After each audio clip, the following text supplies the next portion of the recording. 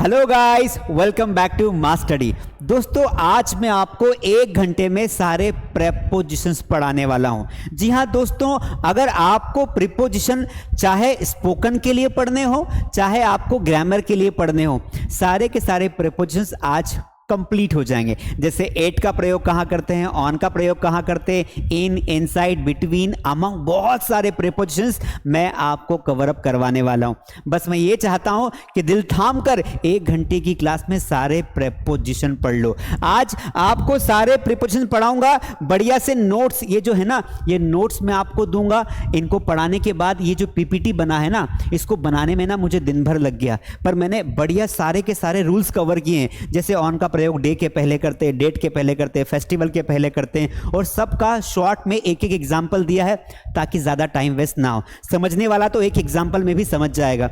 सारे प्रेपोजिशन पढ़ाने के बाद लास्ट में एक बोनस मिलेगा। वो बोनस ये है कि प्रेपोजिशन पढ़ने के बाद 60 क्वेश्चंस की एक प्रैक्टिस शीट मैं आपको आपके व्हाट्सएप नंबर पर दे दूंगा। तो आज आपको ये पूरा का पूरा क्लास पढ़ाने वाला हूं। पढ़ाने के बाद प्रैक्टिस शीट आपको दूंगा आपके व्हाट्सएप नंबर पर, और साथ में ये आपकी मोबाइल की गैलरी में पहुंच जाएगा। सर कैसे पहुंचेगा?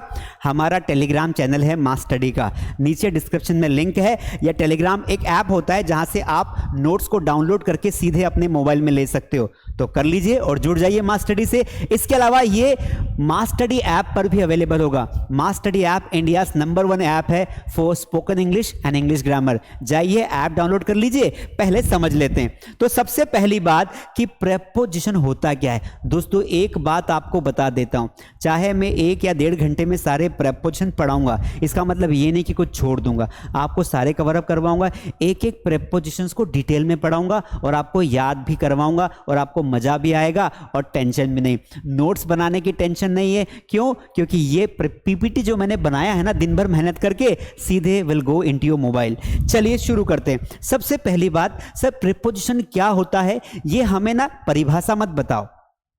Don't describe the definition, just sir example के थ्रू समझाओ। देखिए, प्रीपोजिशन को समझने से पहले इसके अर्थ को समझो। प्री और ये लिखा है पोजीशन, मतलब प्रीपोजिशन 2 शब्दों से मिलकर बना है प्रीपोजिशन। यानी कि जैसे मैं यहां खड़ा हूं, अगर मेरे कोई आगे आ जाएगा तो वो क्या कहलाएगा दोस्तों? वो कहलाएगा प्रेपो, मतलब पोजीशन उसकी प्री हो जाएगी, मुझसे पहले। एक पोस्ट होता है, एक प्री होता है, तो प्री मतलब पहले। तो जब कोई एक शब्द किसी नाउन के पहले लग जाता है और वो उस नाउन का रिलेशन किसी दूसरे नाउन से करता है, वहां पर समझ में आता है कि बीच में प्रेपोजिशन लगा है। सर एग्जाम्पल दीजिए। एक लड़की का नाम है रानी। क्या नाम है? सर रानी नाम है। अच्छी बात है भाई, तुमको तो पता ही है। रानी इज इन द कार, है ना। अब इस सेंटेंस को पढ़कर क्या समझ में आ रहा है? सर ये समझ में आ रहा है कि रानी कार में है। रानी कहां पर है? रानी की पोजीशन क्या है? कार में। अच्छा, कैसे समझ में आया? सर आपने ना बीच में इन लगाया है, जो कि एक प्रेपोजिशन है। तो इन क्या कर रहा है? ये बता रहा है कि रानी की पोजीशन क्या है, रानी कार में है। मान लेते हैं दोस्तों, अगर हमने इस इन को हटा दिया, अब बताओ सेंटेंस को पढ़ो, सेंटेंस कैसा दिखाई दे रहा है? रानी इज द कार। रानी क्या बन गई? कार बन गई। रानी गुस्सा होके आएगी चिल्लाने के लिए, सर मैं कार हूं क्या? आज आपने कार बोला है, कल जाके मुझे ट्रक बोल दोगे, परसों पता नहीं क्या क्या बोल दोगे, ट्रैक्टर बना दोगे, टेम्पो बना दोगे। Sir I am a human being. मैंने कहा रानी, मैं तो बच्चों को समझा रहा था। तो क्या समझा रहे थे सर आप? मैंने कहा रानी, ये समझा रहा था कि अगर मुझे ये बताना है कि आप कहां हो, तो यहां पर लगाना पड़ेगा इन, जिससे पता चल रहा है कि रानी कार में है। उसी प्रकार जैसे मैंने बोला, कई बार हमें पूछा जाता है कि भाई मेरे दोस्त पूछते हैं कहां हो, तो मैं बोलता हूं कि मैं घर पर हूं। मैं कहां पर हूं? घर पर। तो मैं क्या लगाता हूं? एट लगाता हूं। कई लोगों को यह पता ही नहीं होता है कि घर के पहले हमेशा एट लगता है, इन नहीं लगता है, ऑन नहीं लगता है। घर पर है तो एट होम होगा दोस्तों। तो ऐसे बारीक बारीक रूल्स ना आपको बताने वाला हूं मैं। यहां पर मजे की बात देखिए, अगर ये प्रीपोजिशन में नहीं लगाऊं तो अर्थ का अनर्थ हो जाएगा। आई एम होम हो जाएगा। मान लो हटा दिया तो क्या दिख रहा है आपको? आई एम होम दिख रहा है। तो मैं खुद घर थोड़ी हूं, मैं तो घर पर हूं। तो उसी प्रकार प्रेपोजिशन क्या करता है दोस्तों, एक नाउन का रिलेशन दूसरी नाउन से बताता है। तो सर समझ में फिर से समझाइए। सर देख भाई, ये क्या है, एक नाउन है, ये क्या है, एक नाउन है। तो एक नाउन का संबंध दूसरी नाउन से बताया, मतलब यहां पर मैंने लिख दिया कि प्रीपोजिशन, यहां पर लिख दिया प्रेपोजिशन। अब यहां समझना ध्यान से, ये प्रीपोजिशन का क्या काम है, ये काम है प्रीपोजिशन का कि ये इस नाउन का संबंध, कोई एक नाउन का संबंध दूसरी नाउन से करवाता है। बोलो समझ में आया कि नहीं आया? सर एक नंबर, मजा आ रहा है, समझ में आ गया। नाउन यानी किसी का नाम, राम, श्याम, रहीम, ये नाम होते हैं। तो एक नाउन का संबंध दूसरी नाउन से करवाता है। सर ये तो प्रोनाउन है, ये क्या है, आई प्रोनाउन है, क्योंकि आई भी दे यू तो प्रोनाउन होते हैं। तो मैंने कहा कि प्रीपोजिशन एक प्रोनाउन का संबंध भी, एक प्रोनाउन का संबंध भी दूसरी प्रोनाउन से करवा सकता है।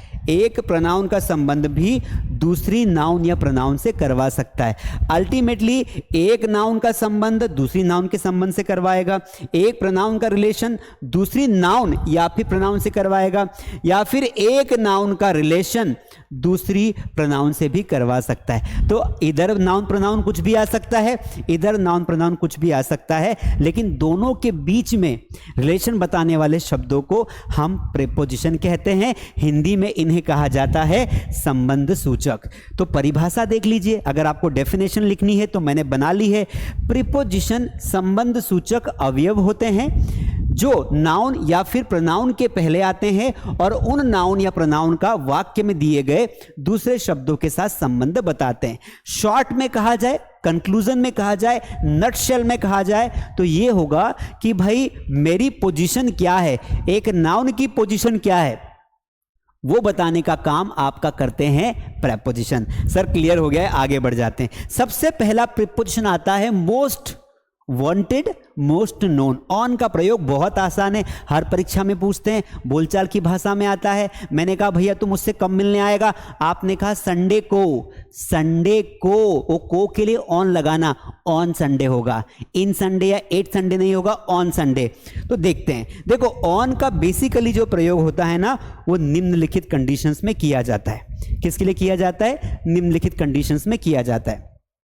ऑन का प्रयोग पहली बात तो हम डे के लिए करते हैं, डे यानी दिन। जब भी किसी दिन का नाम लोगे, उसको अंग्रेजी में बोलोगे, लिखोगे तो ऑन लगाना है। I will meet you on Sunday, sorry on Tuesday. मैं मंगलवार को तुमसे मिलूंगा, मैं मंगलवार को तुमसे मिलूंगा, मंगलवार को। तो यहां पर आई विल मीट यू, यहां तक समझ में आ गया, फ्यूचर इंडेफिनिट टेंस है। ट्यूसडे को ऑन ट्यूसडे, तो आप बोलोगे सर रविवार को क्या लगाएंगे, रविवार को भी ऑन संडे लगाना। सर अगर हम बोले कि मैं तो सर है ना सोमवार को स्कूल जाऊंगा, तो इसे कैसे बोलेंगे? I will go to school on Monday. तो कोई सा भी दिन आ जाए, मंडे, ट्यूसडे, वेडनेसडे, सैटरडे, कोई सा भी आ जाए, आपको उसके पहले ऑन लगाना है। पहला नियम क्लियर हुआ। दूसरा रूल, मैं अपना जन्मदिन 15 जनवरी को मनाता हूं। तारीख के पहले, किसी मंथ की तारीख दी हो ना, उसके पहले ऑन लगाना दोस्त। तो I celebrate my birthday on 15th of January. यहां पर देखो, मैं अपना जन्मदिन 15 जनवरी को मनाता हूं। तो 15 जनवरी जो है वो क्या है, आपका तारीख है। सर मैं, अच्छा बताओ मैं अपना जन्मदिन कब मनाता हूं? तो I celebrate my birthday on 15th of May. हम आज़ादी दिवस कब मनाते हैं? We celebrate independence day on 15th of August, जो कि आने वाला है। आपने देखा हो गांधी जी का एक ऐसे याद किया था। जब हमने गांधी जी का एक ऐसे यानी कि निबंध याद किया था, उसमें एक लाइन याद की होगी, याद करना, बचपन में 10वीं पास की होगी तो किया होगा। Mahatma Gandhi was born on 2 अक्टूबर। यहां रुक जा, ऑन 2 अक्टूबर क्यों बोला भाई? क्योंकि 2 अक्टूबर एक तारीख है और उस दिन आपको ऑन लगाना होता है ना। वैसे 2 अक्टूबर से मुझे कुछ और भी याद आ गया, बताओ क्या याद आ गया? वही दृश्यम मूवी का सीन कि 2 अक्टूबर को अजय देवगन पणजी गया था। ठीक है, चलिए, तो डे के पहले, डेट के पहले और कोई फेस्टिवल आ जाता है उसके पहले भी हमें ऑन लगाना होता है। जैसे मैं रक्षाबंधन पर आपसे मिलूंगा, तो I will meet you on Rakshabandhan. मैं दिवाली पर तुम्हें गिफ्ट दूंगा, I will give you gift on Diwali. मैं क्रिसमस पर मैं क्रिसमस पर ना, पता है, मैं क्रिसमस पर घूमने जाऊंगा या मैं क्रिसमस पर ट्रिप पर जाऊंगा, आई will go on a trip on Christmas. ठीक है, तो कोई भी फेस्टिवल आ जाए आपको उसके पहले ऑन लगाना है। तो ये 3 कंडीशंस तो वो हो गए जहां पर नॉर्मली ऑन लगाया जाता है। लेकिन एक और रूल बचता है दोस्तों, हम ना किसी भी चीज का सरफेस दिखाने के लिए, क्या दिखाने के लिए, सरफेस, हम किसी भी चीज का सरफेस दिखाने के लिए हम ऑन लगाते हैं। मतलब हमें यह बताना हो कि जब कोई एक वस्तु, हिंदी में बात करते हैं, एक वस्तु दूसरी वस्तु के सतह पर हो, सतह पर हो। जैसे यहां देखिए, ये एक टेबल है, इस टेबल पर कुछ किताबें रखी हुई है। क्या रखी हुई है? कुछ बुक्स रखी हुई है। एक केक नहीं है, ये किताबें हैं जो तुम कभी पढ़ते नहीं हो और किताबों का ढेर रखा है यहाँ पर, पढ़ा करो किताबें। ठीक है, तो अब यहाँ पर मुझे पूछा जाए कि भाई किताबें कहाँ पर है, तो मैं हिंदी में बोलूँगा कि किताबें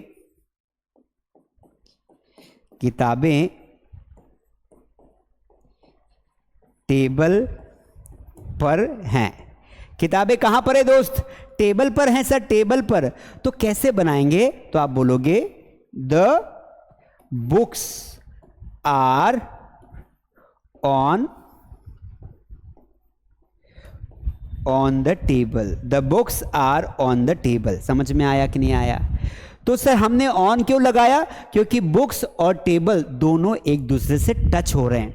जब एक वस्तु दूसरी वस्तु से टच हो रही हो, ये है हमारी टेबल और इसकी सतह पर हमने रखी है बुक्स, तो बुक्स ना टेबल की सतह पर हैं, इसलिए यहां पर ऑन लगाएंगे। जैसे ये मेरा पाम है, इसको हाथ नहीं बोलते, ये इत्ती वाले एरिया को पाम बोलते हैं, PALM, पाम।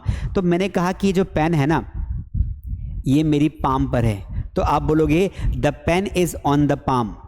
क्यों भैया पाम क्यों है, ऑन क्यों लगाया? क्योंकि सर ना ये पेन और आपका हाथ ना, हथेली ना, ये दोनों एक दूसरे की सतह पर है। मैंने कहा अब बताओ, the pen is on my head, the pen is on my shoulder. समझ में आया कि नहीं आया? आ गया पक्का? इस तरीके से। ठीक है, तो ये तरीके से हम बना सकते हैं ऑन का इस्तेमाल। जैसे आप कुर्सियों पर बैठे, I am setting on the chair, मैं छत पर हूं, I M on the roof. On क्यों लग रहा है? क्योंकि आप कहीं ना कहीं टच में हैं किसी चीज के। तो जब एक वस्तु दूसरी वस्तु के ऊपर होती है और दोनों आपस में टच हो रही हो, तो वहां पर ऑन का प्रयोग किया जाता है। समझे दोस्त? इसकी प्रैक्टिस ना मैं दे दूंगा आपको नोट्स में, तो ऑन पर ये एग्जाम्पल्स हम लोग सेट करेंगे। अगला हमारा प्रीपोजिशन है एट। एट का मतलब क्या होता है दोस्त? एट का मतलब भी पर होता है, लेकिन कुछ कंडीशंस अलग हैं। हमें ये याद नहीं रखना है कि ऑन का मतलब पर होता है, इन का मतलब में होता है। ये थोड़ा सा समझने के दृष्टिकोण से अच्छा है, लेकिन जब हम नियम की बात करते हैं तो फिर हमें रूल्स याद होने चाहिए दोस्त। तो यहां पर देखिए, एट का प्रयोग हम निम्नलिखित कंडीशंस में करते हैं। टाइम के पहले हमेशा ऑन का प्रयोग किया जाता है। टाइम के पहले, कौन से टाइम की बात कर रहा हूं दोस्त? मैं टाइम की बात कर रहा हूं, घड़ी के कांटे की बात कर रहा हूं। मैं सुबह 5 बजे उठता हूं। अरे झूठ मत बोलो, 5 बजे तो तुम गहरी निद्रा में होते हो। 5 बजे उठते ना तो अभी IAS होते तुम। पर कोई बात नहीं, जब तक घर वाले कुछ चिल्लाए नहीं, 2-4 शब्द नहीं सुनाए जो कानों के आर पार निकल जाए, तब तक हम उठते कहाँ हैं? अरे उठो, दौड़ो और काम करो। ठीक है, तो टाइम के पहले हम लगाते हैं 8। वह 5 बजे उठता है तो ही गेट्स अप 8:05 o'clock। 8 लगाया, देखो 5 बजे के पहले 8 लगाया। मैं 8 बजे स्कूल जाता हूं, आई गो टू स्कूल 8 o'clock। मैं 11 बजे सो जाता हूं, आई गो टू बेड 11 o'clock। तो आप बोलोगे सर 11:30 बजे अगर हो जाए तो बेटा 11:30 के पहले भी 8 लगेगा। सर 7:45 हो जाए तो 7:45 के पहले भी 8 लगेगा। टाइम आ जाए तो 8 लगा देना। ठीक है, स्पेसिफिक प्लेसेस, ये मजेदार पॉइंट है। कोई स्पेसिफिक प्लेस जो होता है ना, उसके पहले भी हम क्या लगाते हैं? 8 लगाते हैं। जैसे यहां पर एग्जाम्पल लिखा है, मैं उससे हवाई अड्डे पर मिला। अब हवाई अड्डे को बोलते हैं एयरपोर्ट। एयरपोर्ट एक स्पेसिफिक जगह है, विशेष स्थान है। I met him at the airport, airport पर मिले। तो सर पता कैसे चलेगा कौन सी स्पेसिफिक जगह है? जैसे स्कूल है तो स्कूल में ना रिसेप्शन होता है ना, वो स्पेसिफिक जगह होती है, तो आप बोलोगे हमेशा 8 रिसेप्शन। जैसे कोई चौराहा होता है किसी शहर का, तो वहां पे आप बोल दोगे 8 स्क्वायर। जैसे कोई स्टेज होती है तो एट द स्टेज हम बुलाते हैं किसी को, एट द काउंटर बुलाते हैं कि काउंटर पर आ जाओ, तो 8 काउंटर हो जाएगा।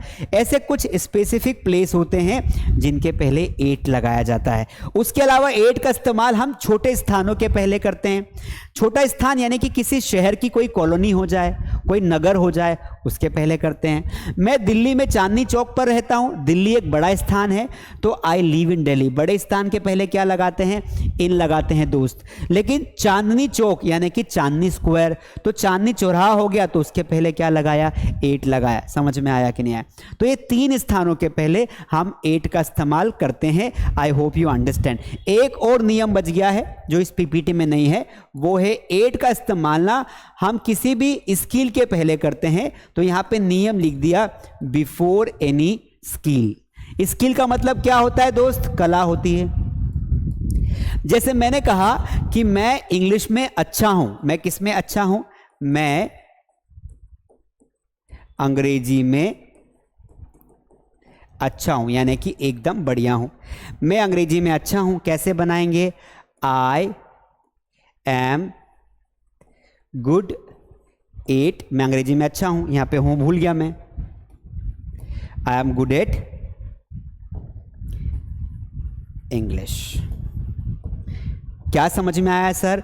सर ये समझ में आया कि सर जब भी हम कोई भाषा में अच्छे होते हैं तो 8 लगाते हैं। तो भाई बुरे भी तो हो सकते हैं, कला में अच्छे या बुरे दोनों के पहले हम क्या लगाते हैं? हम दोनों के पहले 8 लगाते हैं। ठीक है। फॉर एग्जाम्पल जैसे मैंने कहा कि मैं बुरा हूं, जैसे I am bad at writing. मेरी पता है राइटिंग उतनी अच्छी नहीं है, इस बात को मैं स्वीकार करता हूं। और जो चीज़ हमें नहीं आती उसे स्वीकार करना चाहिए ताकि हम उसे सुधार सके। अगर हमें पता ही नहीं चलेगा कि हम किस में बुरे हैं तो हम सुधार ही नहीं कर पाएंगे।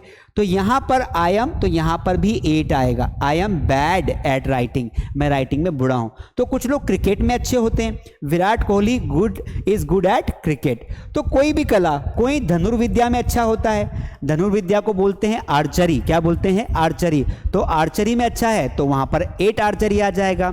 समझ में आया कि नहीं आया? ठीक है। तो इस तरीके से ये 3 नियम 8 के और ये 8 का रूल आप याद कर लेंगे। अगला प्रीपोजिशन आता है इन, है ना। अगला प्रीपोजिशन कौन सा है भाई? इन है। इन का प्रयोग तो बहुत ज्यादा किया जाता है, लेकिन ये बताओ कि मैं इतनी मेहनत कर रहा हूं आपके लिए, आपने लाइक किया कि नहीं किया? तो फटाफट लाइक कर दीजिए। सब्सक्राइब तो कर लिया है, पर नोटिफिकेशन बेल को ऑन कर लो ताकि जब भी मेरा नया वीडियो आए अंग्रेजी वाला शानदार आपको मिल जाए। और फिर कम से कम 5 व्हाट्सएप ग्रुप में अपने जितने भी छोटे भाई बहन जहां जुड़े हुए हैं, स्कूल के ग्रुप्स होंगे, उसमें ये वीडियो डाल दो ताकि वो भी एक बार में सारे प्रीपोजिशन पढ़ के निश्चिंत हो जाए, ऐसे टुकड़ों में ना पढ़ना पड़े उन्हें। ठीक है।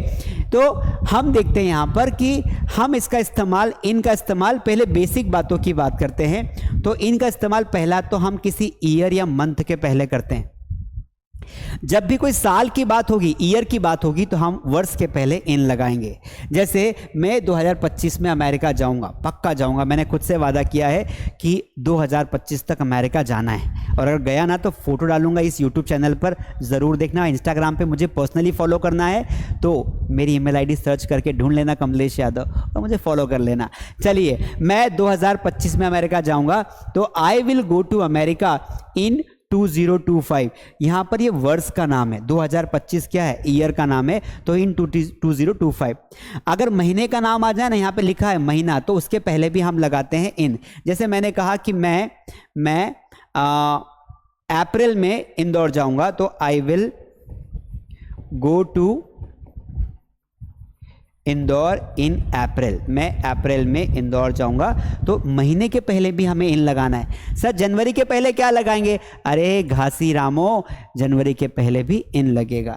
ठीक है। बिग प्लेस, कोई बड़ा स्थान होता है तो हम उसके पहले इन लगाते हैं। मैं दिल्ली में रहता हूं, आई लिव इन दिल्ली। मैं चंडीगढ़ में रहता हूं, आई लिव इन चंडीगढ़। हम पटना में रहते हैं, वी लिव इन पटना। उसके बाद कॉलोनी का नाम आएगा तो 8 लगाएंगे।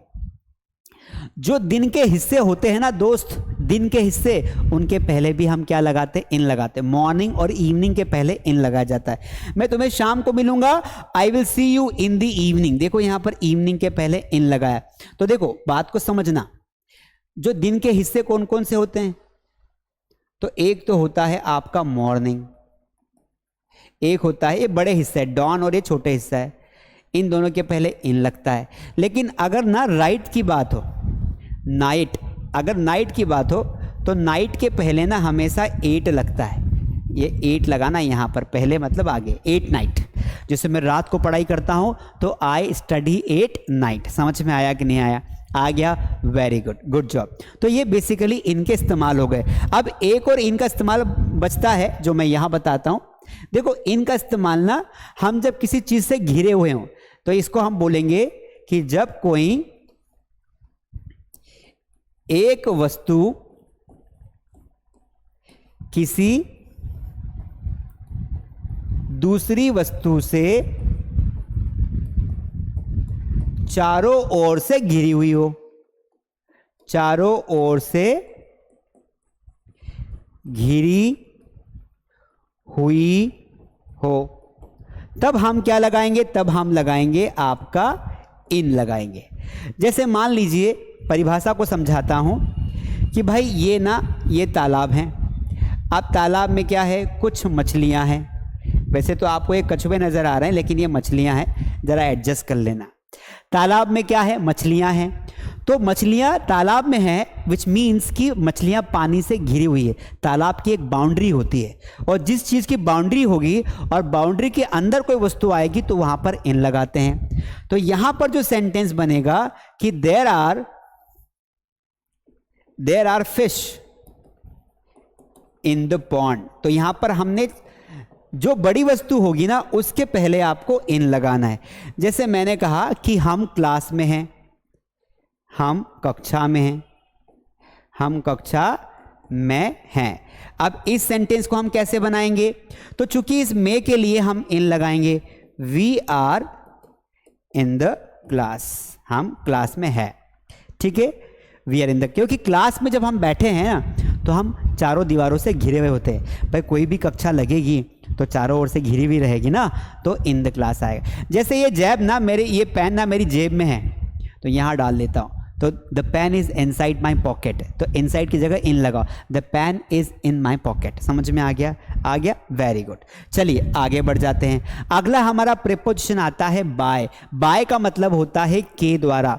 आपने बचपन में बोला होगा कि मैं बस से स्कूल जाता हूं तो क्या बोलेंगे? आई गो टू स्कूल बाय बस। क्या बोलेंगे? आई गो टू स्कूल बाय बस। तो सबसे पहली बात तो वाहनों के पहले हम बाय लगाते हैं। तो यहां पर तो रूल दिए हैं, पहले इन रूल्स को पढ़ लेते हैं फिर वाहन के बारे में पढ़ लेंगे। देखो बाय का मतलब होता है के द्वारा। तो जैसे मैनेजर के द्वारा हमें बताया गया, तो जब किसी व्यक्ति के द्वारा कोई जानकारी दी जाती, कोई कार्य किया जाता है तो वहां पर बाय लगाते हैं। तो we were informed by manager, manager के द्वारा तो बाय मैनेजर हो गया। मैंने कहा कि मेरे द्वारा इंग्लिश पढ़ाई जाती है, English is taught by me, by me मतलब मेरे द्वारा। मैकेनिक के द्वारा कार को सुधारा जाता है, the car is repaired bye mechanic. इस तरीके से समझ में आया? तो कोई कार्य जब किसी इंसान के द्वारा किया जाएगा तो वहां बाय लगाएंगे। समय, जब कोई कार्य हमें टाइम लिमिट में करना हो, जब कोई भी कार्य हमें एक निश्चित समय सीमा में करना हो तब हम क्या लगाएंगे? बाय लगाएंगे। जैसे मैं रविवार तक यह प्रोजेक्ट कंप्लीट कर लूंगा, रविवार तक, तो I will complete this project by Sunday. ठीक है, जब हमें समय सीमा दिखानी हो तब हम लगाते हैं बाय। ठीक है, बाय संडे, बाय मंडे। आप ऐसा भी बोल सकते हैं, मैं 4 बजे तक पक्का तुम्हें पैसे लौटा दूंगा, 4 बजे तक आज। I will return your money by 4 o'clock today, by 4 o'clock। वैसे टाइम के पहले तो क्या आता है? एट आता है, लेकिन जब ऐसी बात हो कि कोई देने की बात हो, मिलने की बात हो, तो वहां पर हम 8 बाय लगा सकते टाइम लिमिटेशंस के लिए। बाजू के लिए भी हम लोग बाय लगाते हैं। जैसे कोई चीज मेरे बाजू में, बगल में, तो वैसे तो बिसाइड लगाते हैं, तो बाजू के लिए हम क्या लगाते हैं? बिसाइड भी लगाते हैं। तो मैं आपको कभी कभी 2 प्रीपोजिशंस ना इकट्ठे भी पढ़ाऊंगा। तो यहां पर देखिए, मैं उसके बगल में खड़ा था तो I was standing by him, या फिर यहां पर बाय की जगह बिसाइड भी आ सकता है, दोनों का मतलब बाजू में होता है। उसी प्रकार बाय की जगह हम यहां पर टिल भी लगा सकते हैं। टिल का मतलब भी होता है तक, तो ये भी आपको हिंदी मीनिंग रखना है याद। दोस्तों कुछ प्रीपोजिशन तो ऐसे होते हैं ना जिनके हिंदी मीनिंग अगर आपको याद हो ना तो भी बहुत ज़्यादा काम में हो जाता है, हमारा मैक्सिमम वर्क हो जाता है। लेकिन रूल्स ज़रूरी है ग्रामर के हिसाब से। राइटिंग वर्क अगर आप करते हैं, किसी को ईमेल लिख रहे हैं, तो आपको इंग्लिश लिखते आनी चाहिए, उसके लिए आपको ध्यान रखना पड़ेगा। ठीक है, अभी तक भी अगर आपने लाइक नहीं किया तो पता नहीं किस मिट्टी के बने हो भाई। हमारी मेहनत को भी थोड़ा सा अप्रिशिएट कर दिया करो। ये क्लासेस कैसी लगती है, कुछ चंद लाइनें तारीफ की लिख दोगे तो हमारा भी सीना चौड़ा हो जाएगा कि चलो यार हम अच्छा काम कर रहे हैं, है ना। आपको फ्री में पढ़ा रहे हैं यूट्यूब पर, तो कम से कम इतना तो बनता है। ठीक है, तो ये आपके सारे के सारे क्या हो गए, प्रीपोजिशन किसके यूज हो गए, बाय के। अब मैंने आपको कहा था कि बाय का इस्तेमाल ना हम आउटसाइड पढ़े, उसके पहले बाय का इस्तेमाल ना वाहनों के लिए भी करते हैं। तो हमने यहाँ पे हेडिंग डाल दी कि वाहनों के लिए बाय का इस्तेमाल, वाहनों के लिए। ठीक है, वाहन दो कैटेगरी के होते हैं। There are two categories of वाहन, व्हीकल्स। एक होते हैं चार पहिया वाहन, यानी कि चार पहिया या उससे ज़्यादा प्लस लगा देते हैं। एक होते हैं दो पहिया, यानी कि दो पहिया वाले वाहन, दो पहिया वाले वाहन। देखो जो चार पहिया वाले वाहन है उससे ज़्यादा के होंगे ना, उसके पहले बाय लगाएंगे। जैसे मैंने कहा मैं बस से स्कूल जाता हूं,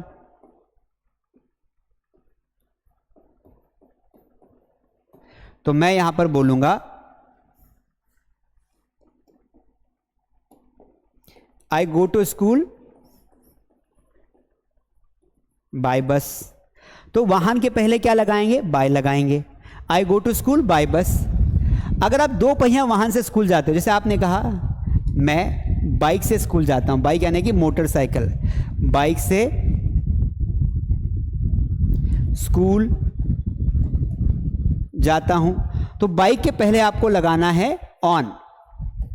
आई go to school on bike, I go to school on bike. तो नॉर्मली कुछ लोग बाय लगाते हैं, स्पोकन में सही है, लेकिन ग्रामेटिकली तो आपको ऑन लगाना है। दो पहिया वाहन होगा तो ऑन लगाना है। दो से ज्यादा पहिया, तीन पहिया, चार पहिया, ट्रेन हो, है ना, एरोप्लेन से भी जाओगे तब भी आपको बाय लगाना है। By aeroplane, by train, by auto सब होता है। पर दो पहिया साइकिल, साइकिल से जा रहे हो तो ऑन बाइसिकल होगा। घोड़े से जा रहे हो, पहले राजा महाराजा पढ़ने घोड़े से जाते थे, घोड़े हॉर्स से, तो क्या लगाओगे, ऑन द हॉर्स होता था। ठीक है, तो वाहनों के लिए हम बस से स्कूल जाते हैं तो बाय बस, बाय ट्रेन, बाय कार होता है। दो पहिया हो तो ये होता है। अगला हमारा प्रीपोजिशन होता है आउटसाइड, यानी बाहर की ओर। देखो इसमें क्या है ना, इसमें आपको ये ध्यान रखना है कि जब कोई वस्तु बाहर हो और उसकी ओर हमें दर्शाना हो। जैसे मान लो कि मैं आपके घर के बाहर खड़ा हूं, तो मैं क्या बोलूंगा, I am standing outside of your home. मैं आपके घर गया, मैंने घर के बाहर से आपको फोन लगाया, क्यों बेटा कहाँ हो, सर मैं तो घर में ही हूं। तो मैं क्या बोलूंगा, अरे घर में तो मैं बाहर की साइड हूं, बाहर निकल, तो आई एम आउटसाइड। तो बाहर की साइड दिखाने के लिए हम आउटसाइड लगाते हैं।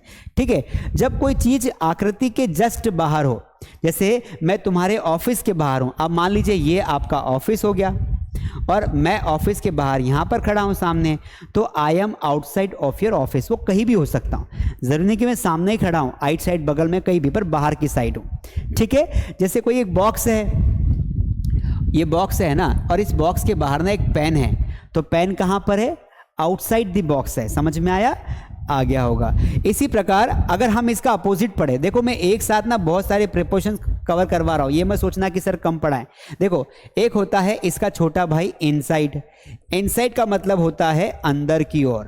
क्या होता है, अंदर की और, अंदर की ओर का मतलब होता है इनसाइड, है ना। तो कोई चीज अगर बाहर के साइड दिखाने के लिए आउटसाइड लगाएंगे, तो अंदर की साइड दिखाने के लिए क्या लगाएंगे, इनसाइड। मैं तुम्हारे घर के बाहर पूछता हूं, क्यों तुम्हारे पिताजी कहाँ हैं, सर वो अंदर है, तो ही इज इनसाइड। क्या बोलेंगे, माय फादर इज इनसाइड। ठीक है, अंदर है। अगला होता है फॉर।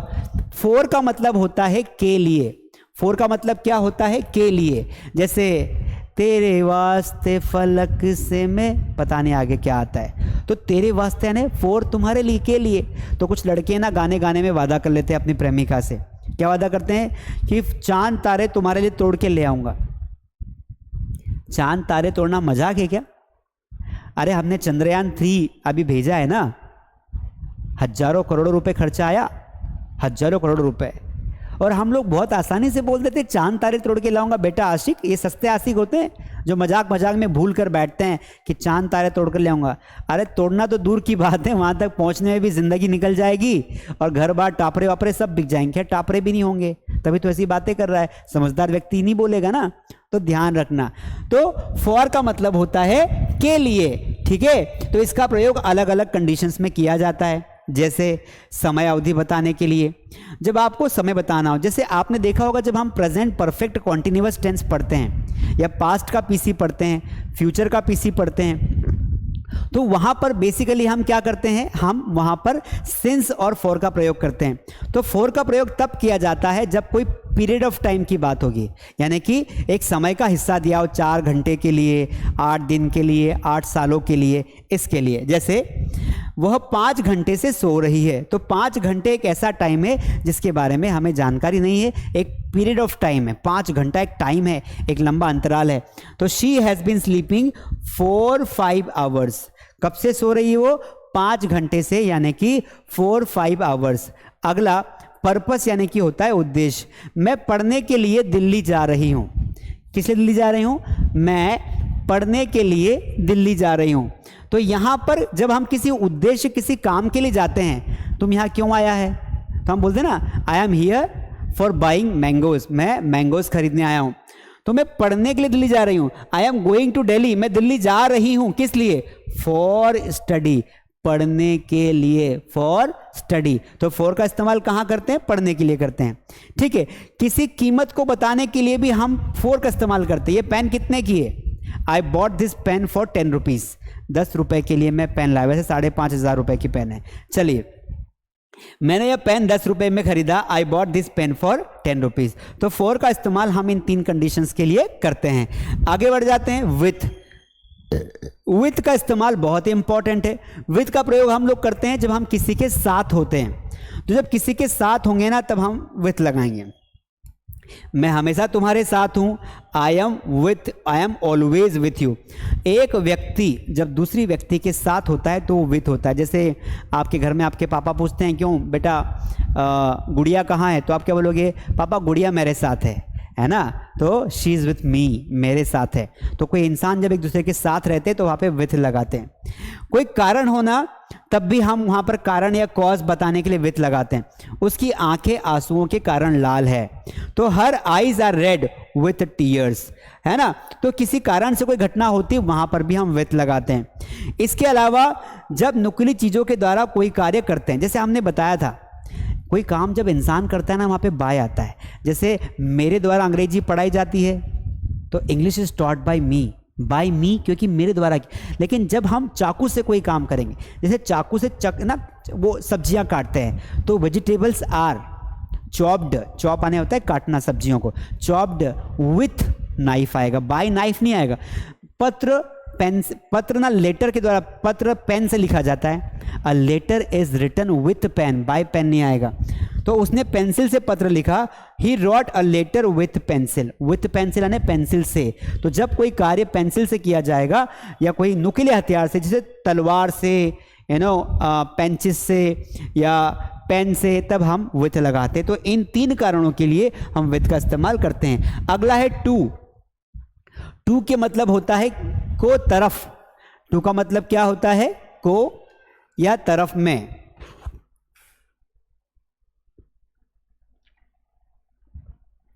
आगे बढ़ते हैं। देखिए, बेसिकली तो टू का प्रयोग दोस्तों हम लोग दिशा दिखाने के लिए करते हैं। इसका इन्वेंशन ही हुआ कि किसी की तरफ दिखाना। हम बचपन से ना लगाते हुए आ रहे हैं, I am going to school. आपने कभी सोचा कि टू क्यों लगाया?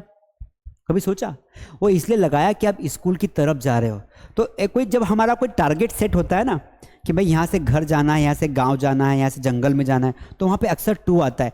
एक पोजीशन से दूसरी पोजीशन की ओर टारगेट करना, वहाँ पर टू लगाया जाता है। तो जैसे मैं स्कूल जाता हूँ, आई गो टू स्कूल, क्योंकि आप ये हैं और आपका टारगेट क्या है? ये आपकी स्कूल है। तो ये जब आप कोई टारगेट तय कर लेते हैं तो उसके लिए आप टू लगाते हैं। I go to school, I go to market, I go to gym, जहाँ भी आप जाते हैं।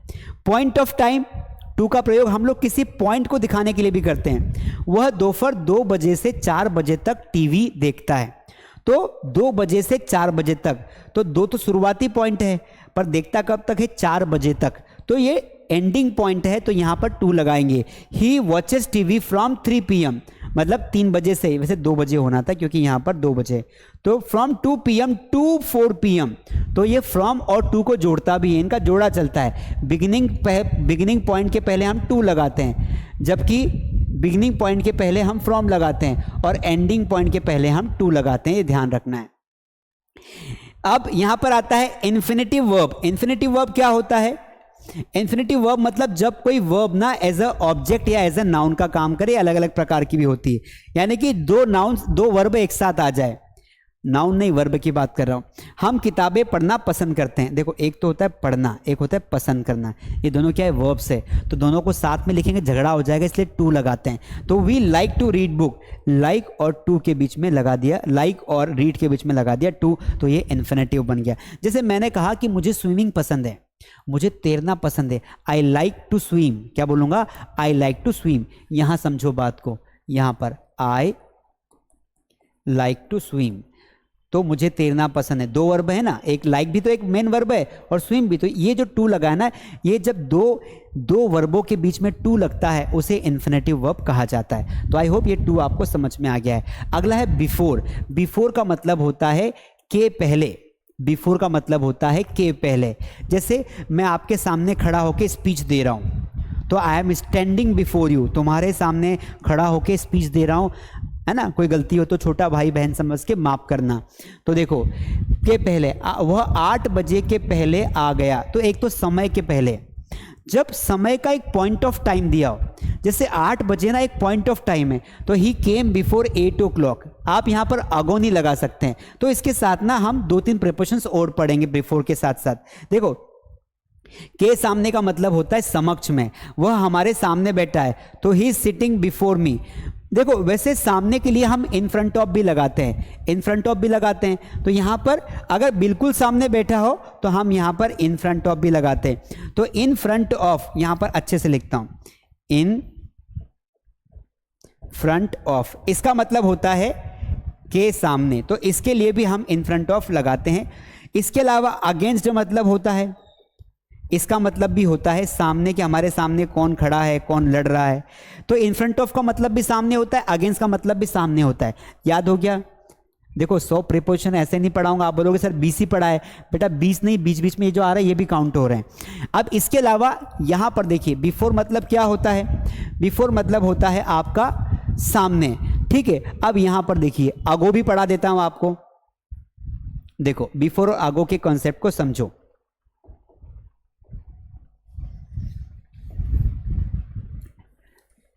एक होता है आपका बिफोर और एक होता है आपका अगो।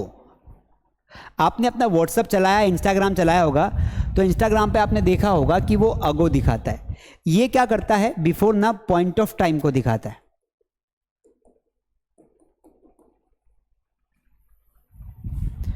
और ये क्या करता है? पीरियड ऑफ टाइम को दिखाता है।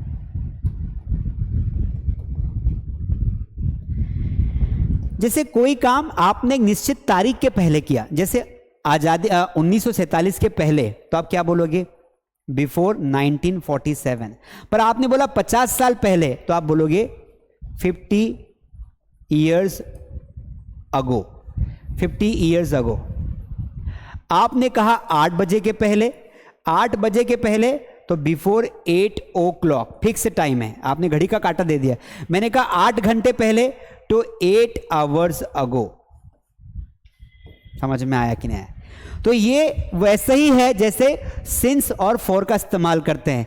सिंस फॉर का इस्तेमाल भी तो ऐसे ही करते हैं। सिंस क्या होता है? निश्चित समय के पहले आता है। फॉर क्या होता है? अनिश्चित समय या पीरियड ऑफ टाइम के पहले आता है। तो रिलेवेंट है दोस्तों, समझोगे तो समझ में आएगा। आपने अपने इंस्टाग्राम पे देखना, कभी वहां पे ये इसका इस्तेमाल होता है कि कोई बंदा कब लाइव था, 4 घंटे पहले लाइव था, तो 4 hours ago या अगो 4 hours ago लिखा आएगा। ये लिखा आएगा कि बिफोर। बिफोर जब भी आए तब आपको ऐसे डेट लिखनी पड़ती है, समय फिक्स लिखना पड़ता है। सोमवार के पहले, बिफोर मंडे, 4 दिन पहले, 4 days ago, समझना बात को, इसलिए अंग्रेजी समझना जरूरी है। आगे बढ़ जाते हैं। आफ्टर का मतलब होता है बाद में। आफ्टर का मतलब क्या होता है? बाद में। तो आफ्टर प्रीपोजिशन जो है, आप यहां पर हम जब बोलते हैं ना कि वह मेरे बाद आया, तो समय सीमा के लिए भी हम लगाते हैं आफ्टर। वह मेरे बाद आया तो ही केम आफ्टर मी, ही केम आफ्टर मी। आफ्टर का मतलब पीछे भी होता है। कोई पीछे पड़ जाता है ना तुम्हारे, मेरा भाई पापा के पीछे पड़ा हुआ है, my brother is just after dad. हम बोलते हैं ना तुम मेरे पीछे पड़े हुए हो, यू आर आफ्टर मी। बस तुम जब देखो तब मेरे पीछे घूमते रहते हो। तो आफ्टर का मतलब होता है पीछे पड़ना। आफ्टर में पीछे पड़ने के लिए हम एक और वर्ड इस्तेमाल करते हैं, वो है आपका फॉलो करना। क्या करना? फॉलो करना, यानी कि पीछा करना। फॉलो करना यानी क्या होता है? पीछा करना। समझ में आया कि नहीं आया? आ गया?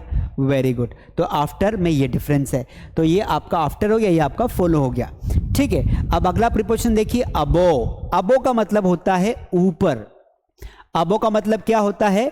ऊपर होता है भाई साहब। सर ये ऊपर क्या होता है? भाई ऊपर की साइड। देखो, अधिक ऊंचाई पर, जब कोई चीज बहुत ज्यादा ऊंचाई पर हो जिसको आप माप नहीं सकते हो, वहां पर आपको क्या लगाना होगा? अबो लगाना होगा। चांद हमारे सिर के ऊपर है। अब ऐसा तो नहीं है कि चांद जस्ट ऊपर है, जस्ट ऊपर होता तो ओवर लगाते। अबो मतलब बहुत हाइट पर। ठीक है, तो the moon is above our head. आपने एक पोयम पढ़ी होगी, twinkle twinkle little star how I wonder what you are, up above the world so high. Above the world so high, सबसे ऊपर, है ना, like a diamond in the sky.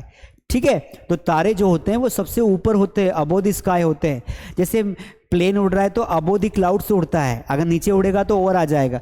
तो कोई चीज बहुत ज्यादा ऊपर हो उसके लिए अबो लगाते हैं। ठीक है, to explain level of some surface, जब सतह से कोई हमें, कि भाई कोई सतह से एक सरफेस ऊपर का दिखाना हो, एक सतह से लेवल दिखाना हो, तो वहां पर भी हम क्या लगाते हैं? अबो लगाते। वह नदी खतरे के निशान से ऊपर बह रही थी, तो क्या बोलेंगे? That river was flowing above the danger mark, है ना। तो मान लीजिए कि भाई ये नदी है ना, नदी का पानी वैसे थोड़ा सा इस तरीके का आता है। अब यहाँ पे ना एक मार्क लगा हुआ है, एक पोल है जिसपे ना एक डेंजर का निशान है यहाँ पर। अब नदी क्या कर गई? उस डेंजर के निशान से ऊपर बह रही है, ऊपर बह रही है, यहाँ पर बह रही है। तो आपने कहा कि भाई the water, the river was flowing, flow आने बहना होता है, अबो द डेंजर लाइन, ऊपर। तो जब कोई खतरे का निशान से ऊपर दिखाना हो तो वहां पे अबो लगाते हैं। लिस्ट में ऊपर, है ना, जैसे मान लो कोई लिस्ट है, उस लिस्ट में किसी का नाम ऊपर है तो हम बोलेंगे अबो द लिस्ट। जैसे it is not mentioned on the list above, मतलब इस लिस्ट के ऊपर इसका कोई जिक्र नहीं है।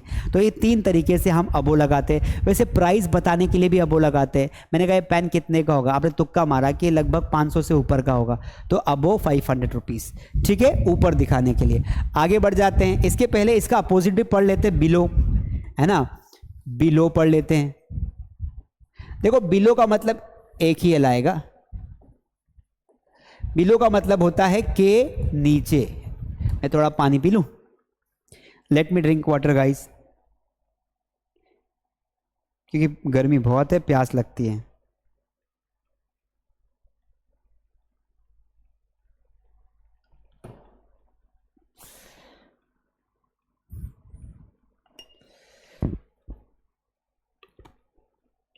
चलिए, हो गया। अब देखिए, बिलो का मतलब होता है के नीचे। जैसे कोई एक वस्तु दूसरी वस्तु के नीचे हो, जैसे ये एक टेबल है, इस टेबल के नीचे एक बिल्ली ना बैठी हुई है, तो आप क्या बोलोगे? भाई बिल्ली कहाँ है? तो आप बोलोगे the cat is below the table. Cat कहां पर है? ये टेबल के नीचे है। तो कोई नीचे किस जगह होती है उसे बिलो कहा जाता है। समझ में आया कि नहीं आया? आ गया, वेरी गुड। कोई भी चीज, जैसे आपने कहा कि वो बच्चा, छोटा बच्चा होता है ना, बेड के नीचे घुस जाता है, the baby is hiding himself या इटसेल्फ अंडर द बेड। तो अंडर भी हो सकता है, बिलो भी हो सकता है। अंडर की कंडीशन अलग है, मैं आपको बता दूंगा जब मैं आपको और पढ़ाऊंगा। अभी तक समझ लो कि कोई चीज नीचे हो तो वहां पर हम लगाते हैं बिलो। आगे बढ़ जाते हैं, अगला आता है अपोजिट। अपोजिट का मतलब होता है सामने, है ना। मेरे सामने वाली खिड़की में एक चांद सा टुकड़ा रहता है, आप ही हो चांद वो, ठीक है। लेकिन मैं बाकी आशिकों की तरह चांद तारे तोड़कर नहीं ला सकता हूं, तो मैंने आपको ही चांद बना दिया। सामने वाली खिड़की में, अपोजिट मतलब क्या होगा, सामने, अपोजिट, कि मेरा घर यहां पर, तुम्हारा घर वहां पर, खिड़की में से बस तुम मेरा भविष्य बर्बाद करने पर तुले हो। मजाक कर रहा हूं, ठीक है। तो देखिए अपोजिट का मतलब होता है के सामने, विपरीत या उल्टी दिशा में। तो देखिए वह मेरे सामने बैठा था, तो कोई व्यक्ति जब बिल्कुल सामने बैठा हो तो वहां पर हम क्या लगाते, opposite. He was sitting opposite me, ठीक है, वो मेरे सामने खड़ा था, he was standing opposite me. Opposite चुनाव में भी खड़े रहते हैं ना, उस विधायक के सामने कौन व्यक्ति खड़ा है, तो उस विधायक के सामने वो खड़ा है, अपोजिट खड़ा है। अपोजिट मतलब विरोध में भी हो सकता है, अपोजिट मतलब विरोध में भी हो सकता है और दिशा में भी हो सकता है, ये आपको ध्यान रखना है, ठीक है। नॉर्मली आप याद रखेंगे, ठीक है। आगे बढ़ जाते हैं, अगला टिल या अंटिल। देखो ये बड़ा ही शानदार एग्जाम्पल है। टिल या अंटिल दोनों का मीनिंग एक ही होता है, तक, तक या तक नहीं। जैसे टिल या अंटिल का प्रयोग तक के अर्थ में किया जाता है जब समय के साथ वाले वाक्यों में जब तक का अर्थ प्रकट हो तब हम उसमें लगाते हैं। कोई भी चीज में आप दो कि भाई 4 बजे तक वापस आ जाऊंगा, हम 3:40 तक आपकी राह देखेंगे, तक, तो we will wait for you. Until भी आ सकता है, टिल भी आ सकता है, टिल 4:30, पर अंटिल का इस्तेमाल आप नेगेटिव सेंस में करते हैं, है ना। जैसे आपने कहा don't move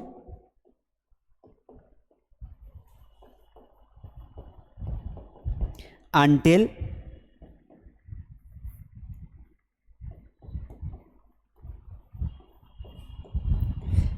until I come back।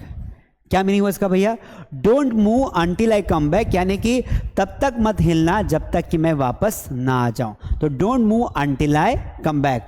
तो अंटिल का इस्तेमाल कभी कभी नेगेटिव सेंस में होता है, नॉर्मली हम टिल से ही काम चला लेते हैं। जैसे मतलब 13 जुलाई तक मैं इंग्लिश पढ़ाऊंगा, I will teach English till 13 जुलाई, है ना, मैं 4 घंटे तक यहाँ पर रुकूंगा।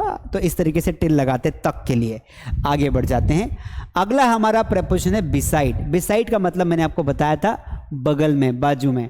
गाना सुना होगा ना, तो मेरे अगल बगल है, मैं तेरे अगल बगल हूँ। थोड़ा ज़्यादा नहीं हो रहा है गाने, पर गाने से ना हमें याद रहता है। हमें ना चीज़ों को रिलेट करना चाहिए। पढ़ाई को एंजॉय नहीं करेंगे तो पढ़ाई बोरिंग लगेगी, सीरियस होकर पढ़ाऊंगा तो आपको बोर लगेगा। इसलिए मैं क्या कर रहा हूँ, I am just singing, I am just giving examples and I am trying to make you understand. देखिए बिसाइड का मतलब होता है जस्ट साइड में। जैसे एक व्यक्ति यहाँ पर खड़ा है, ये वाला, और उसकी साइड में कोई दूसरा व्यक्ति खड़ा है, ये वाला, तो ये क्या हो गए, ये इसके बगल में हो गया। राज मेरे पास बैठा है, तो राज इज सिटिंग बिसाइड मी, बगल में। तो बिसाइड को हमने बाय का भी देखा था, बाय भी आता है, बिसाइड भी आता है, तो बगल में बिसाइड होता है, ठीक है। आगे बढ़ते हैं, इसके अलावा इसके साथ एक और हम प्रीपोजिशन पढ़ लेते हैं साथ में, बिहाइंड। देखो बिहाइंड का मतलब होता है पीछे, पीछे देखो, पीछे, याद आया कुछ वीडियो वायरल हुआ था, पीछे तो देखो, तो पीछे तो बिहाइंड में होता है ना। तो जैसे एक व्यक्ति यहां खड़ा है, अच्छे से व्यक्ति बना दो सर, और एक व्यक्ति इसके पीछे खड़ा है, ऊपर नहीं पीछे की साइड है, ठीक है, तो बिहाइंड हो गया। तो जैसे मैंने कहा कि राज मेरे पीछे खड़ा है, तो बोलेंगे राज इज बिहाइंड मी। उसका घर मेरे घर के पीछे है, तो his house is just behind my house. Bank के पीछे मेरा घर है, my house is behind the bank. समझ में आया, पीछे की साइड, ठीक है। ये पेन मेरे पीछे है, the pen is behind my, इस तरीके से। तो बिहाइंड मतलब पीछे, बिसाइड मतलब बाजू में। आगे बढ़ जाते, अपॉन, बड़ा ही शानदार है। अपॉन का मतलब होता है, अपॉन का मतलब होता है के ऊपर, है ना। तो जैसे जब क्या होता है कि गतिशील अवस्था में कोई एक वस्तु दूसरी वस्तु के ऊपर जाती है, गतिशील अवस्था में। अगर आपको अच्छा लग रहा हो तो प्लीज़ लाइक करें, सब्सक्राइब करें, और 5 लोगों को जरूर शेयर करें। कम से कम 5 ग्रुप में नहीं डालो तो ऐसे 5 दोस्तों को डाल दो ये वीडियो जो आपके साथ पढ़ते हैं। इतना तो कर ही सकते हो मेरे लिए, है ना, गुरु दक्षिणा के रूप में किसी से ज्ञान लो तो उसको चुकाना भी पड़ता है। तो अगर आप इन चीज़ों को मानते हो तो लाइक किए बिना मत जाना, ठीक है। तो अपॉन का हिंदी अर्थ होता है ऊपर, जब कोई एक वस्तु दूसरी वस्तु में गतिशील अवस्था में ऊपर जाती है, देखो, और अपॉन के स्थान पर ऑन टू का प्रयोग भी किया जाता है, ठीक है। अब मैं आपको एग्जाम्पल देता हूं यहां पर, देखिए, मान लेते हैं कि ये एक खंबा है, इट इज अ पिल्लर, और यहां पर एक टेबल रखी है।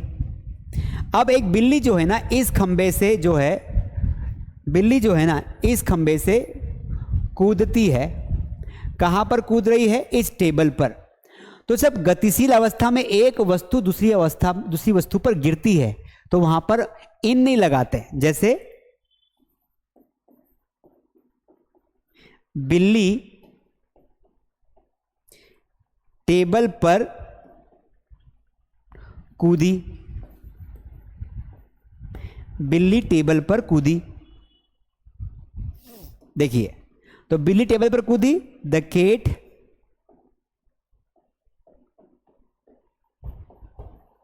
जम्प्ड। अब यहां पर आपको जम्प्ड या तो आपको लगाना है अपॉन या फिर आपको लगाना है ऑन टू दी टेबल। समझ में आया कि नहीं आया? द कैट जम्प्ड अपॉन और ऑन टू द टेबल, बिल्ली जो है वो कूदी।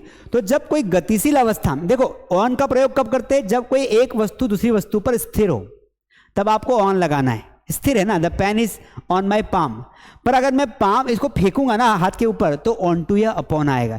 तो बिल्ली अगर टेबल पर बैठी होती तो वहां पे आता कि the cat is sitting on the table. अगर अंदर होती तो अंडर द टेबल या बिलो द टेबल। लेकिन यहां पर देखिए आप, यहां पर क्या देखेंगे कि यहां पर आप देखेंगे कूद रही है, तो गतिशील अवस्था के लिए हम ऑन टू या अपॉन का प्रयोग करते हैं। आगे बढ़ते हैं। बिटवीन का मतलब होता है दो वस्तुओं के बीच में। बिटवीन का मतलब क्या होता है? दो वस्तुओं के बीच में। जब दो वस्तुओं के बीच में, है ना, जब दो वस्तुओं के बीच में हम कोई तुलना करते हैं, जैसे रोहन दो बॉक्स के बीच में खड़ा है, भाई ये इधर भी बॉक्स है इधर भी बॉक्स है और रोहन यहां पर खड़ा है ना, रोहन क्या कर रहा है? यहां पर खड़ा है, तो ये दो बॉक्स के बीच में है, तो बोलेंगे Rohan is standing between two box. Boxes होना चाहिए पर बॉक्स लिख दिया, ठीक है। जैसे अगला मैच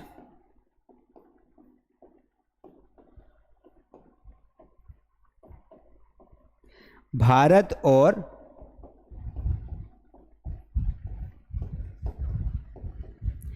पाकिस्तान के बीच खेला जाएगा। अगला मैच भारत और पाकिस्तान के बीच खेला जाएगा, ठीक है।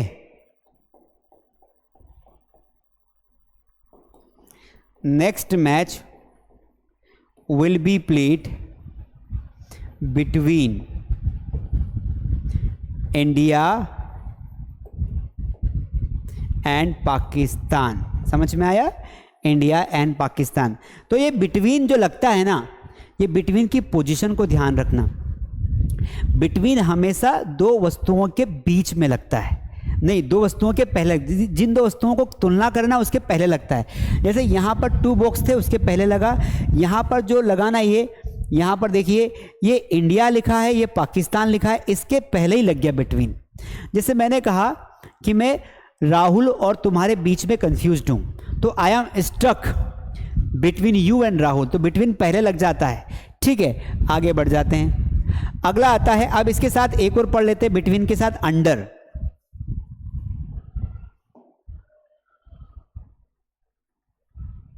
नहीं, अमंग पढ़ना पड़ेगा फिर अंडर पढ़ेंगे।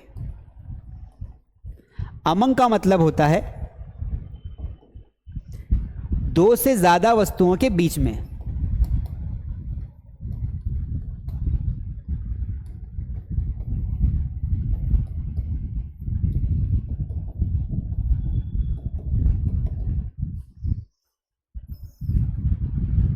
है ना, अमंग का मतलब होता है दो से ज्यादा वस्तुओं के बीच में।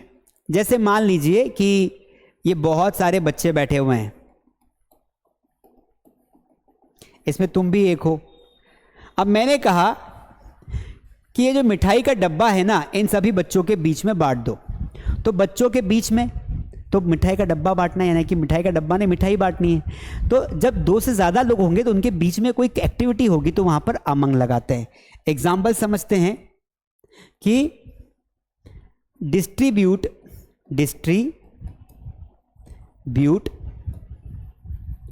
दी स्वीट्स, इन मिठाइयों को अमंग चिल्ड्रन, बच्चों के बीच में इन मिठाई को बांट दो। ठीक है, लोगों के बीच में पैसा बांट दो। तो डिस्ट्रीब्यूट या डिवाइड द मनी या distribute the money among the people. तो अमंग का मतलब होता है ज्यादा लोगों के बीच में। दो लोगों के बीच में बात होगी तो बिटवीन लगाना है, दो से ज्यादा होगी तो आपको अमंग लगाना है। ठीक है, आगे बढ़ते हैं। अंडर। अब अंडर का मतलब होता है नीचे। अंडर का मतलब क्या होता है? नीचे। ठीक है, तो ये जो होता है ना, जब कोई एक वस्तु दूसरी वस्तु के नीचे हो तब वहां पर अंडर लगाते हैं। तो पहले तो हम यहां पर इसका मेन रूल देखते हैं।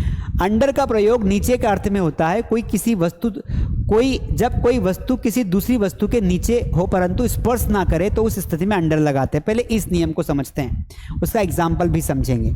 यहां देख लेते हैं।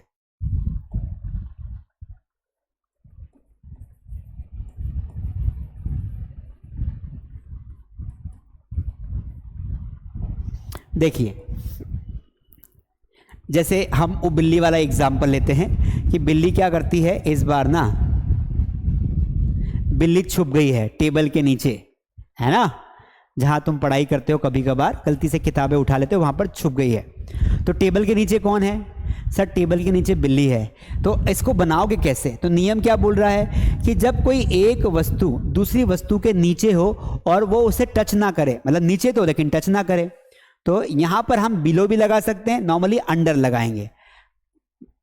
बिलो थोड़ा सा ज्यादा ऊंचाई से नीचे के लिए करते हैं।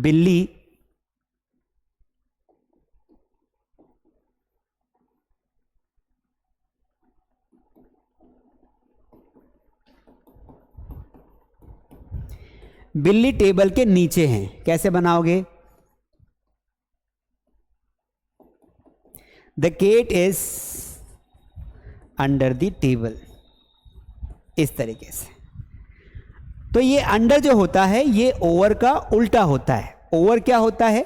अपोजिट में होता है। ओवर क्या होता है? अपोजिट में होता है ना। अब यहां हम ओवर का इस्तेमाल देखते हैं। ओवर मतलब होता है बिल्कुल ऊपर।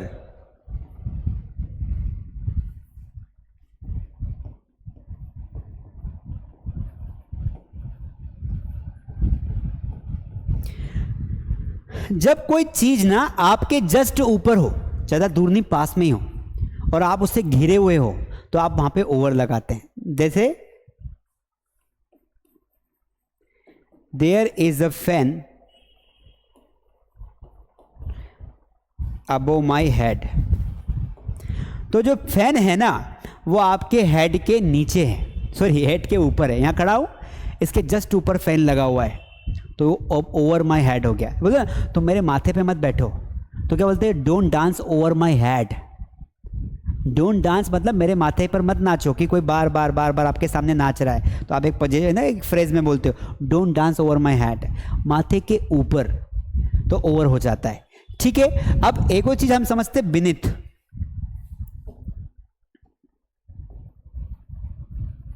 बिनिथ का मतलब होता है बिल्कुल नीचे। बिनिथ का मतलब क्या होता है? बिल्कुल नीचे। जैसे ये चाबी है ना, ये चाबी है, और ये चाबी जो है ना ये इस पिलो के नीचे है। ये पिलो है, ये पिलो है, इस पिलो के नीचे चाबी रखी हुई है ना। ये पिलो के नीचे क्या रखी हुई है? ये सफेद सफेद पिलो है और इसके नीचे चाबी रखी हुई है। तो यहां पर ये जो चाबी है ना ये किसके नीचे? पिलो के नीचे है। तो बोलेंगे वेयर इज माई की, तो आप बोलोगे the key is beneath the pillow.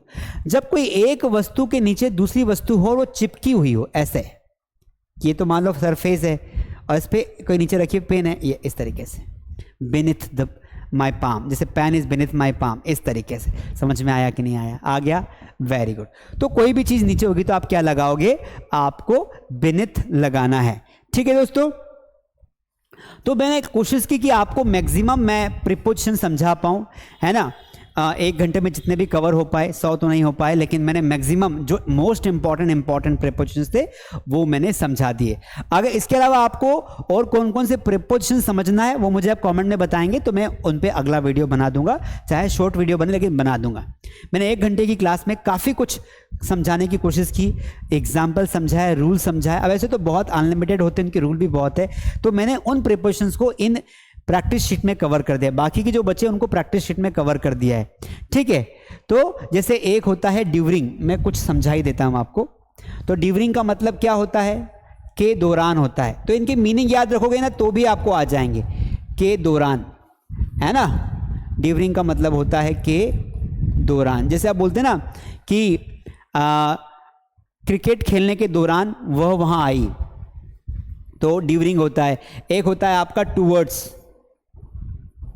Towards का मतलब होता है की ओर। टूवर्ड्स का मतलब क्या हो जाएगा?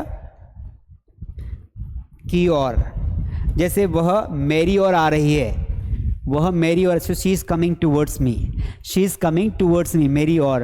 अब प्रीपोजिशन जो होते हैं ना उनको 3 भागों में डिवाइड किया गया है। प्रीपोजिशन ऑफ टाइम होता है, प्रीपोजिशन ऑफ डायरेक्शन होता है, प्रीपोजिशन ऑफ पोजीशन होता है। तो 3 प्रकार से होते हैं, तो उनको बहुत लंबा समझना पड़ेगा।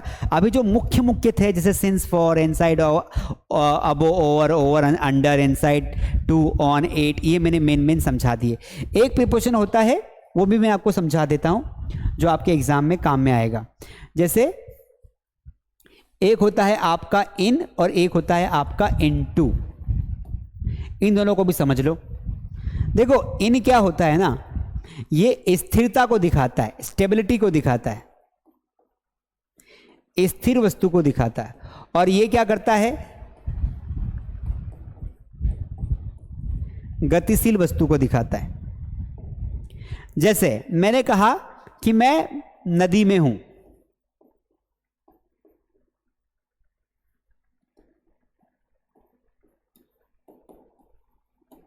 तो यहां पर आप नदी में हैं तो आप बोलेंगे I am in the river, क्योंकि आप जो नदी है ना उसमें ऑलरेडी आप स्थिर हैं। ये आप हैं नदी में, पानी के अंदर आप ऑलरेडी हैं। अब मान लीजिए आप पानी के अंदर जंप कर रहे हैं। मान लीजिए कि ये पानी है और नदी के सहारे ना एक पेड़ लगा हुआ है बहुत बड़ा, उस पेड़ से आप छलांग लगाते हैं तो आप पानी के अंदर प्रवेश कर रहे हैं। क्या कर रहे हैं? पानी के अंदर प्रवेश कर रहे हैं। तो यहां पर सेंटेंस बनेगा